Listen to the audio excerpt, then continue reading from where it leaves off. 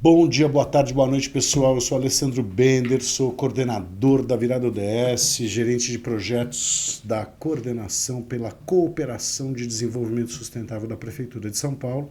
E eu estou aqui com a Rebeca, a nossa querida parceira do ILP, que ela vai poder explicar daqui a pouco para vocês, da ALESP, da Assembleia Legislativa do Estado de São Paulo. E eu estava falando agora sobre isso, a gente está querendo conversar um pouco com vocês e principalmente com a Rebeca, que tem bastante vivência em relação a esse desafio dentro da ALESP, né, sobre o que é participação cidadã. Né? A gente não tirou esse tema do nariz, a gente não inventou isso daqui, na verdade isso daqui é uma das grandes pautas que estão acontecendo, porque durante esse ano nós, em todos os nossos podcasts, vamos conversar sobre pautas que estão associadas à COP30. É uma COP que está acontecendo na cidade de Belém, aqui no Brasil. A gente sabe que vai ser um tremendo desafio, não só do ponto de vista logístico, né? Vocês devem estar acompanhando que os aluguéis estão uma loucura, como é que faz, porque é uma cidade não é uma cidade, né, que tem toda essa infraestrutura para poder receber um evento desse porte, mas é legal que ela tenha essa possibilidade. Né? E um dos temas, né, que a COP30 vai tratar é a questão da participação cidadã. E eu acho que a contemporaneidade, eu acho que a sociedade de 2025, hoje, ela tem essa coisa, né? Participação e cidadão já são duas coisas que estão meio fora do baralho, né? Do cotidiano. Né? A gente não está muito acostumado com os conceitos de cooperação, mais de colaboração, de engajamento político, partidário. Né? Então eu queria primeiro que você se apresentasse, Rebeca, falasse um pouquinho do que é o ILP, e aí a gente começa a conversar um pouco sobre esse tema. Perfeito. Eu sou a Rebeca Luiza, eu sou a coordenadora, né, de projetos especiais do ILP. O ILP é o Instituto do Legislativo Paulista, ele é da ALESP. A gente costuma brincar que o ILP é a ponte entre o cidadão e a ALESP. O cidadão e o legislativo do Estado de São Paulo.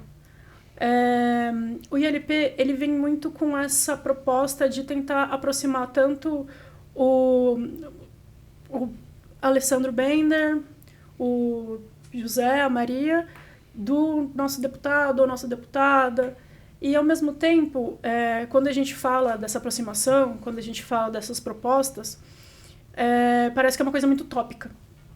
Só que não é uma coisa que é feita para um futuro, é uma coisa que ela é realizada agora. Então, o ILP ele busca nivelar um pouquinho nessas possibilidades acadêmicas, então, porque a gente tem publicações acadêmicas, a gente tem revistas, cadernos, a gente tem palestras, workshops. Ele é a escola do legislativo. E essa escola ela é focada especificamente em trazer essa conversa entre o público e o legislativo, e os dois estão na mesma cadeira. Posso te fazer uma pergunta? Essa escola tem porque a gente usa muito o termo hoje de letramento, né? Uhum. Então a gente tem uma questão de letramento racial, a gente tem uma questão de letramento de uma série de vertentes. É um tipo de letramento? Letramento político. Isso. Sim. Por que vocês se investem tanto nisso? Qual é a questão? Tá. Porque como que a gente consegue entender o que está acontecendo na política? Quando a gente faz um processo legislativo, como que funciona? Como que alguma coisa vira uma lei? E como que eu, dentro de um sistema democrático, consigo efetivamente acompanhar, ver que as minhas demandas elas estão sendo cumpridas, essa pessoa pela qual eu votei para ser o meu representante legal, se ele realmente está seguindo isso, e quais são as ferramentas desse processo. Então, quando no ILP a gente oferece esses cursos, esses debates, essas revistas, e a gente coloca no mesmo lugar o deputado para tanto aprender quanto fazer uma troca com a gente, e o cidadão para aprender e fazer uma troca com a gente consegue buscar esse diálogo em comum, esse português que é falado e entendido junto. Tem uma coisa as pessoas reclamam muito da política, né? Quer Claro. dizer, então, a população em geral, né? Quer dizer, bom, primeiro que a gente reclama muito do Brasil, né? Quer dizer, o hobby do brasileiro é falar mal do Brasil, né?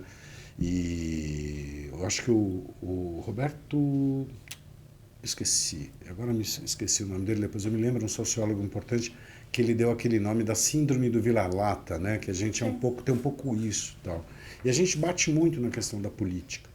A partir do momento em que você está dentro do universo político, você muda um pouco de percepção, primeiro porque você descobre que tem muita gente fazendo muita coisa legal, Sim. né? Quer dizer, lógico, tem de tudo, né?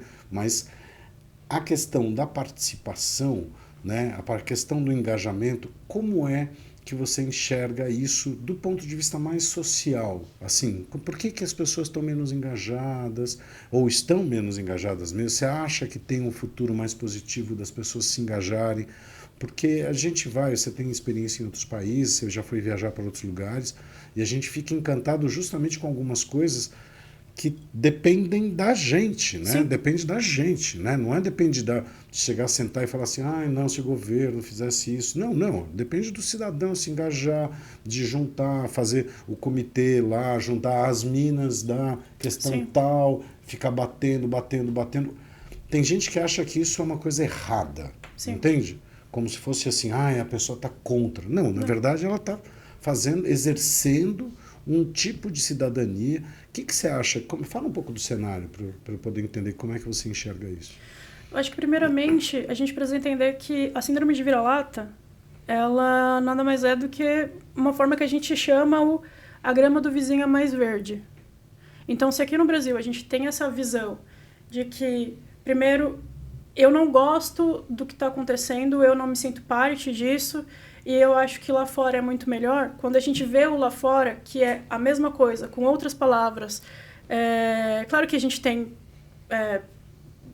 defasagens enormes que são relacionadas a origens e situações que a gente tem por aqui, mas no final das contas, o objetivo final é muito parecido. A gente quer, todos nós, né?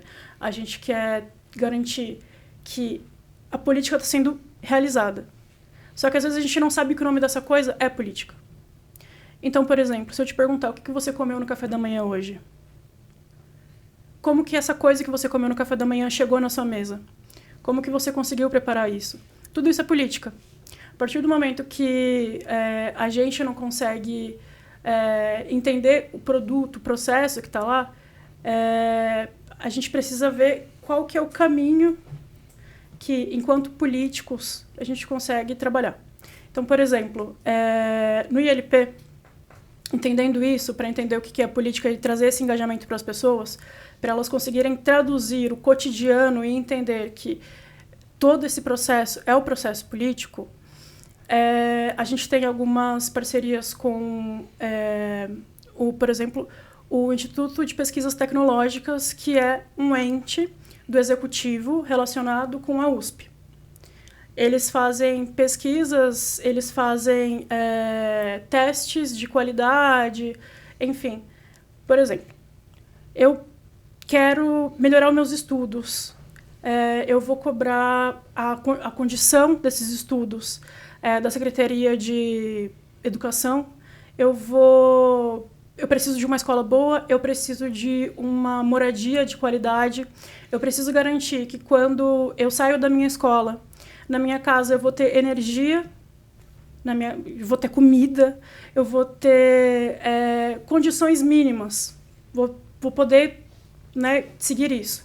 Só que beleza, se eu já tenho a minha casa nessas condições que não necessariamente são as melhores, eu tenho a minha escola também. Como que eu vou conseguir me concentrar no meu estudo se eu tenho muito barulho em volta? Não, perfeito. São das pequenas coisas a gente vai chegando. A gente viu um negócio que aconteceu durante a pandemia, que foi um negócio muito interessante, que quando teve a transição, não me lembro, mas foi necessário de alguma maneira que o conteúdo chegasse aos jovens. E teve uma solução que era através do digital. A ideia é ótima, né? Mas você, com o celular dentro de um cômodo, né? Com 5 pessoas dentro desse... A tem uma complexidade que está por trás disso, e é legal você estar falando sobre isso, que você está falando que esse é o cenário. Sim. Mas a questão é, essa pessoa precisa entender que isso é política. Sim. Ela precisa entender. Eu vejo isso na virada ODS. Né? Quer dizer, por quê? A virada ODS, a gente tem 17, 18 ODSs aí apresentados, dependendo da pessoa fala 17, 18. Alguns deles são coisas que, tipo, smart cities, sabe? Você ter uma cidade... Isso não tem nada a ver com o cidadão. Isso daí é uma questão que cabe a nós batalhar junto ao governo para que a gente tenha uma cidade mais inteligente. O próprio projeto de Smart Sampa, que a gente está, né, que já é isso daí. Agora a gente está com sistemas mais inteligentes para poder gestão a gente estava desenvolvendo um carbonômetro e por aí vai. Mas tem algumas coisas que são coisas relacionadas ao cidadão. Claro. E eu pego o exemplo sempre do Mauro Haddad, que é um parceiro nosso da SP Regula, tal. Ele estava uma vez em outro podcast que a gente estava, e ele estava me falando que tem algumas ruas da cidade de São Paulo, aqui do centro, que existe a necessidade de fazer 9 varrições por dia. Ponto. Isso, aí eu posso intervir.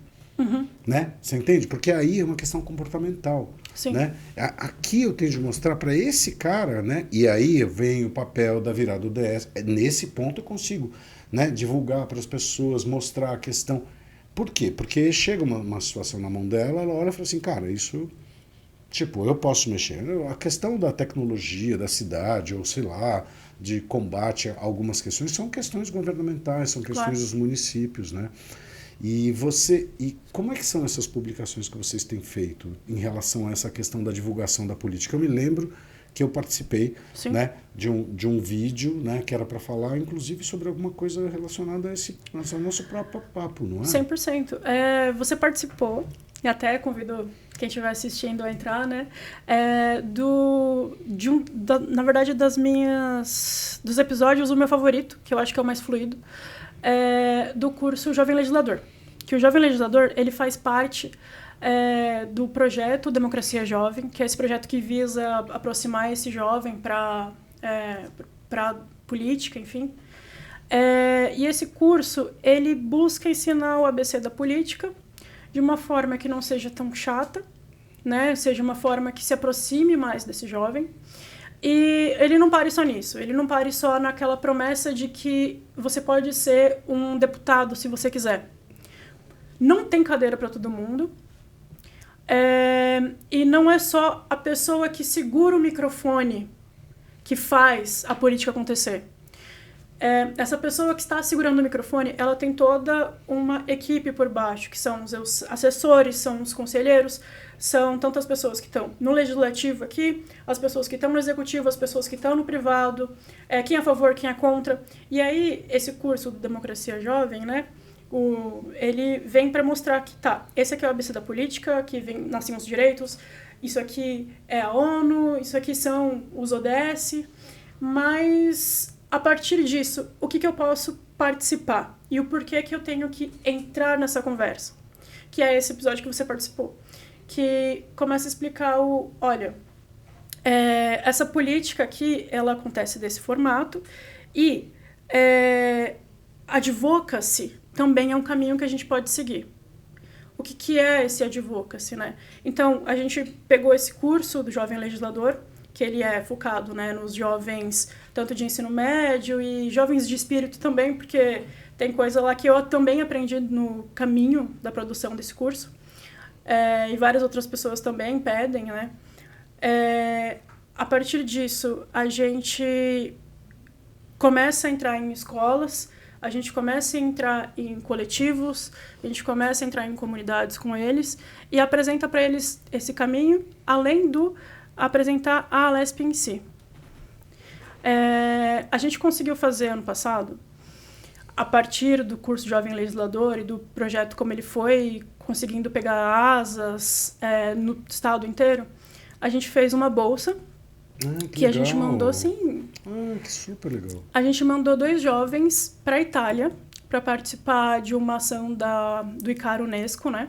Que são as cidades sustentáveis, que eles pensam sobre o que é ser local, que é aquele pensamento do cidadão Global, universal. local. É. Exatamente. Super legal, super legal. Que, no final das contas, esse é o caminho, né? É uma coisa que para o ILP é muito importante a gente seguir, né? Os ODS, tanto que a gente até teve junto com vocês na última virada. A gente lançou lá o projeto do Observatório Legislativo, que depois a gente volta nisso. E aí esses jovens foram para lá, eles fizeram essa troca com jovens do mundo inteiro, dos 5 continentes, e uma conversa que a gente teve super quando eles voltaram foi justamente isso, essa questão do vira-lata, essa questão da grama mais verde, como que quando a gente tem esse contato direto com essas pessoas desses outros lugares, a gente vê que as nossas necessidades elas acabam sendo parecidas. A gente tem visões diferentes, religiões, culturas, interpretações diferentes, mas no final, quando a gente faz essa troca, a gente consegue ver que essa solução aqui deu certo por causa desses fatores, aqui deu errado, mas dá para melhorar. Então a gente trouxe esse depoimento deles de volta, e aí eles fizeram uns artigos pra gente. Como multiplicadores também. 100%. Tem que ser multiplicador, exatamente. 100%. Tem que multiplicar isso daí. E aí, esses artigos a gente pegou, nós publicamos, né, num dos cadernos do ILP, e recentemente eu tive uma notícia muito boa, que uma dessas jovens que a gente mandou, a Mariana Bialski, ela está trabalhando na OIM. Ah, que legal. Que é a agência, né, da ONU para a imigração, que foi o projeto que ela apresentou voltando para cá. Então a gente vê que, além do curso que você participou e foi super legal, está crescendo, as outras ações elas também vão atingindo esses outros cantos. Então a gente puxa a participação cidadã por aí. Exatamente, a pergunta que eu ia te fazer é exatamente assim, dentro desse contexto, o teu cheiro é que essa participação está começando a evoluir, porque eu vi a barriga disso, né? Sim. Eu vi o descrédito, né? Quer dizer, eu tenho um histórico mais antigo, né? Sou mais rodado, né? Então, eu vi o descrédito, aquela coisa de da participação popular. Você está sentindo essa curva de uma maneira mais ascendente? Como é que você está vendo isso hoje? Eu estou sentindo que depende do lugar onde a gente está. Depende do público que a gente conversa. Porque quando a gente começa a fazer as tentativas, né, as buscativas dos parceiros, para a gente poder realizar, porque nada disso a gente faz sozinho. A gente precisa justificar o porquê que a gente quer fazer esse projeto. Sim.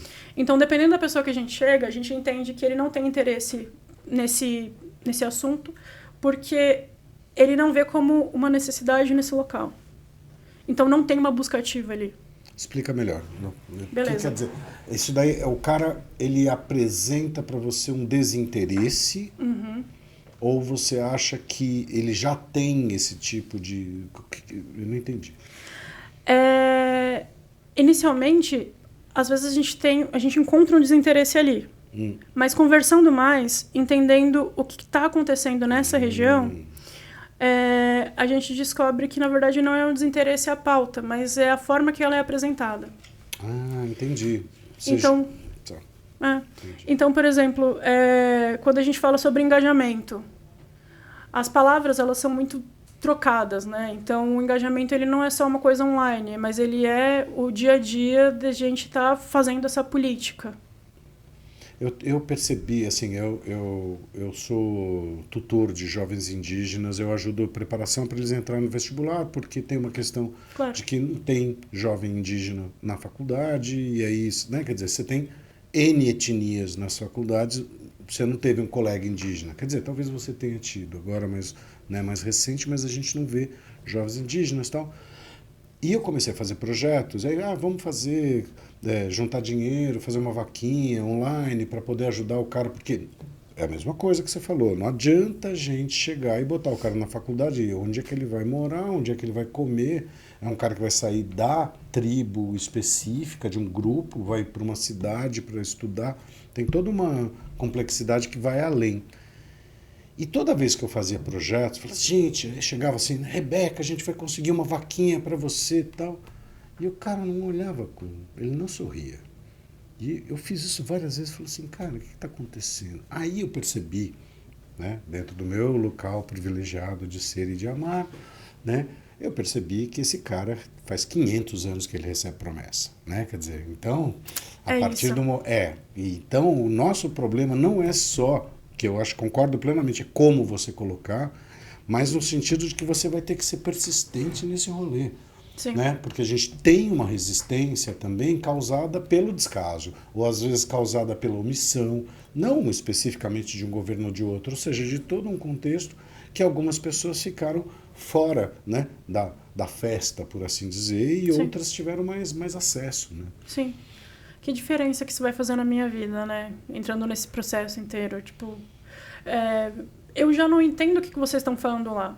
Eu sei que, aspas, eu sei que no final das contas vocês vão me prometer, eu vou votar em vocês, mas essas coisas não vão acontecer. Né? O que não é verdade. A gente tenta mostrar que tem toda uma questão de mídia, né? Tem toda uma questão de como as notícias vão chegando. E, por exemplo, o ILP lançou o Observatório Legislativo, que o Observatório Legislativo é uma parceria, novamente, o ILP ele trabalha muito com isso. A gente precisa das parcerias para atingir os objetivos de desenvolvimento sustentáveis.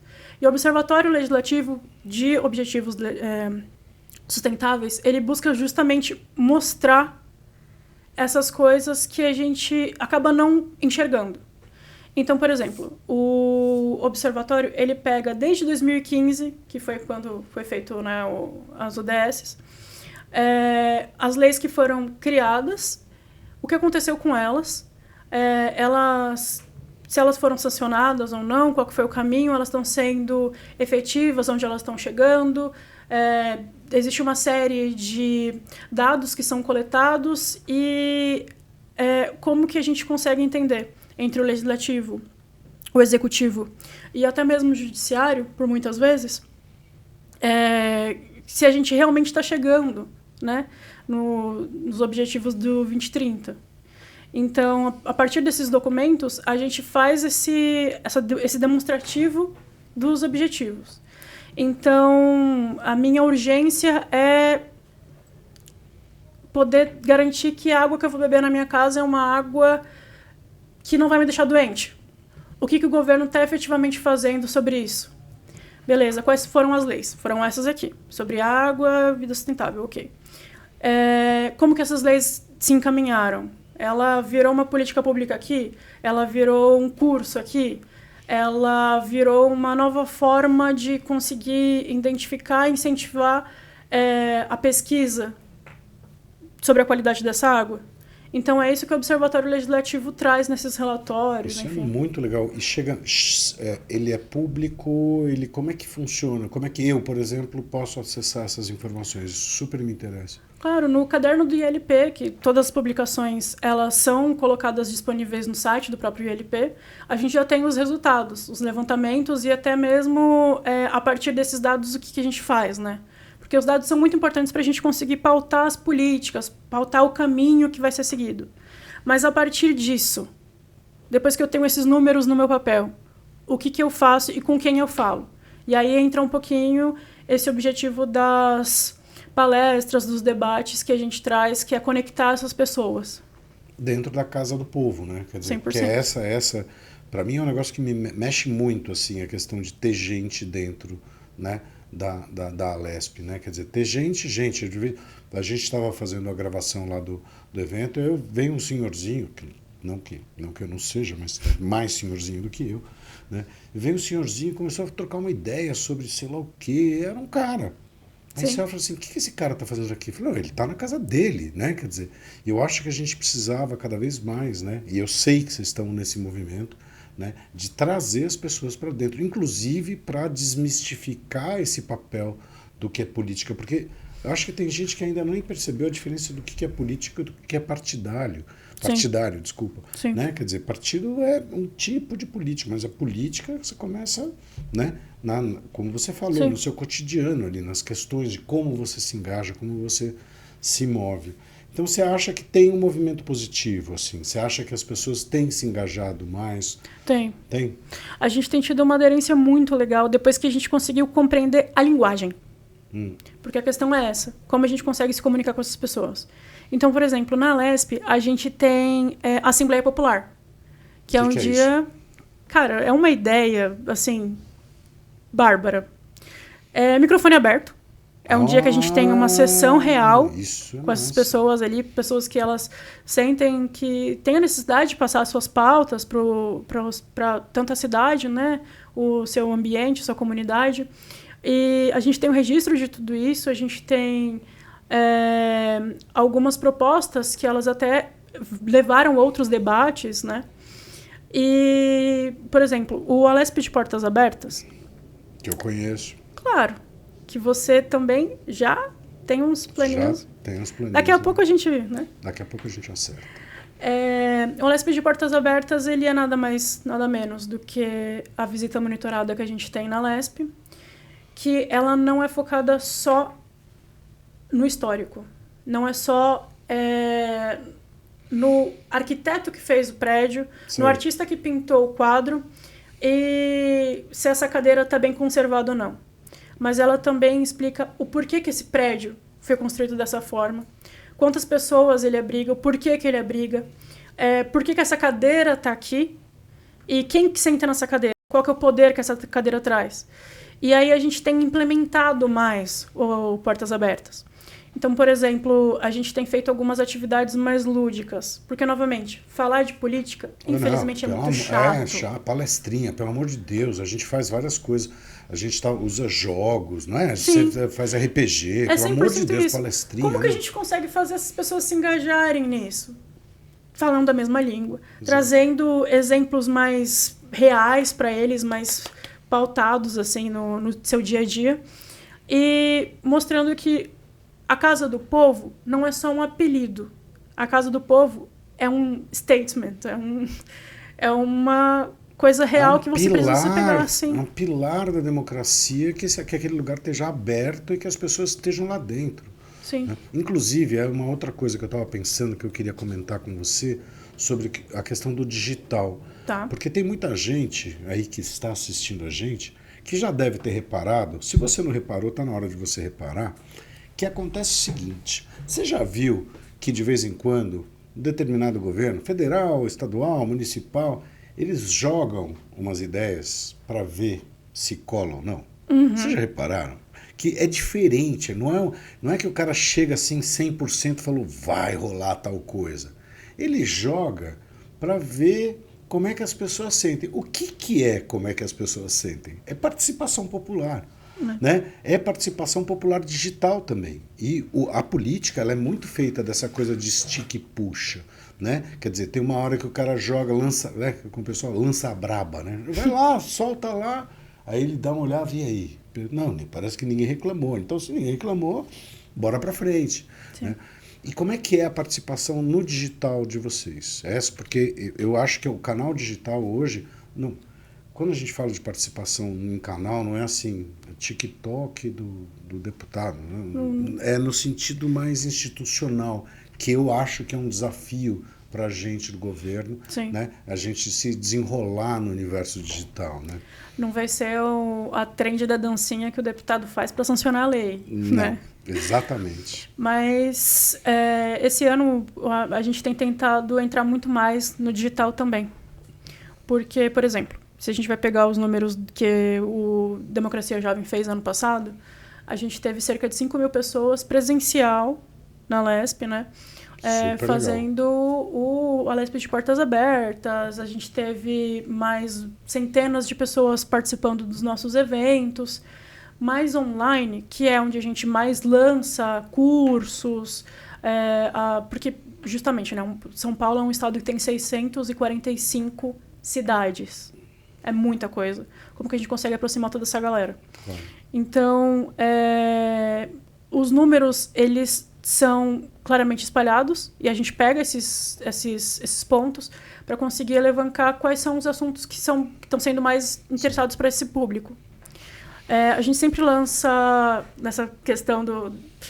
vamos fazer, as ideias são essas. A gente sempre lança perguntas, a gente sempre lança questionários para eles, para saber o que eles querem mesmo. E, novamente, questões de dados, a gente vê em comparação a quais são as demandas dessa cidade em outros pontos também. Então, por exemplo, esse ano, a gente vai jogar, fica aí um convite, né? mais alguns cursos que não vão ser só online para esses campos, mas também para esses campos, eu digo, para esses assuntos. Esses assuntos. Os mesmos temas, Sim. novos temas. A gente vai fazer híbrido para eles também. Ah, híbrido é legal. Sim. E aí a gente vai levar gente para lá e vai trazer gente para cá. Isso mesmo. Ah, isso é ótimo. Porque, vamos falar a verdade, Ale.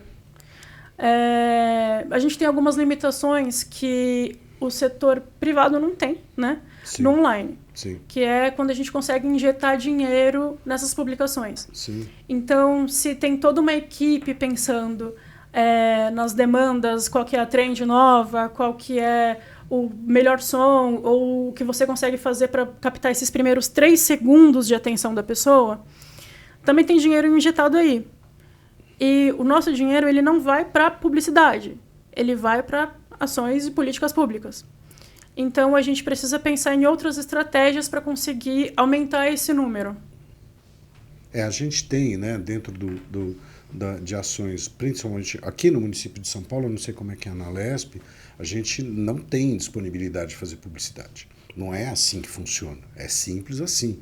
Então, a gente é meio esse broadcast service, assim, de a gente chegar e esse serviço de comunicação que é esse canal, né, que tem poucas pessoas que assistem, tá tudo bem, mas a gente está colocando esse conteúdo à disposição, né, do munícipe, à disposição, né, do cidadão, para que ele possa, de alguma maneira, ele está se envolvendo. E assim, se você consegue encontrar alguma coisa no Wikipedia, se você consegue encontrar alguma coisa no YouTube, no TikTok, eu não tenho nada contra esses canais, hein? Pelo amor de Deus. Quer dizer, se você fizer uma curadoria de TikTok, é um negócio finíssimo. Né? Mas não cabe a nós também, né? Como você falou, ficar fazendo dancinha. Tem gente que faz, tem gente que tá hypando aí. Eu até queria. Tem algumas coisas do Democracia Jovem. Que deve ser legal, molecada, Sim. né? Que é legal, mas eu tô fora da dancinha, posso garantir para você. Fazer um... não, tô fora. E aí, a pergunta final. Que mensagem que você deixa para o nosso cidadão da cidade de São Paulo, do estado de São Paulo, em relação a como a gente pode contribuir do ponto de vista de participação cidadã, para a gente melhorar um pouquinho o que já está indo sempre, né, evoluindo aí positivamente? Cutuque. Pergunte. Encha o saco. Vá atrás. Pesquise. Porque, justamente sobre essas questões de produção, tem muitas ações que estão acontecendo que a gente consegue dar microfone para algumas pessoas, dar microfone para essas pautas. E se você procurar, já é uma forma de engajamento. Também tem do outro lado da mesa a gente procurando essas pessoas. Então, nesse meio, a gente consegue se encontrar, a gente consegue se cutucar junto e ir além. Então, quando a gente faz essa questão da participação cidadã com todas as pessoas, a gente precisa também encontrar essas pessoas que têm interesse de volta. Eu amei a história da Assembleia Cidadã. Assembleia Cidadã que fala? Não. Alesp de Portas Abertas. Não, o que o cara vai lá e... Esqueci o nome. Alesp Popular. Achei isso genial. Como é que é? Periódico? Como é que é isso? É periódico. É periódico. Mas a gente sempre lança na própria Alesp, no Instagram da Alesp, as datas. Eu adoraria ver isso daí. Isso daí deve ser interessantíssimo. E se vocês endereçam isso depois, é um canal maravilhoso. Sim. Rebeca Luiza, muito obrigado. Muito carinho por vocês. A Alesp é uma parceira muito querida da gente. E o ILP, em especial, está aí literalmente de portas abertas. Visite, frequente, faça como a nossa querida Rebeca Luiza acabou de falar. Vai lá, cutuca, enche a paciência dos caras. É assim que as coisas... E quando eu estou falando dos caras, somos a gente é os caras. Chega mais, tá bom?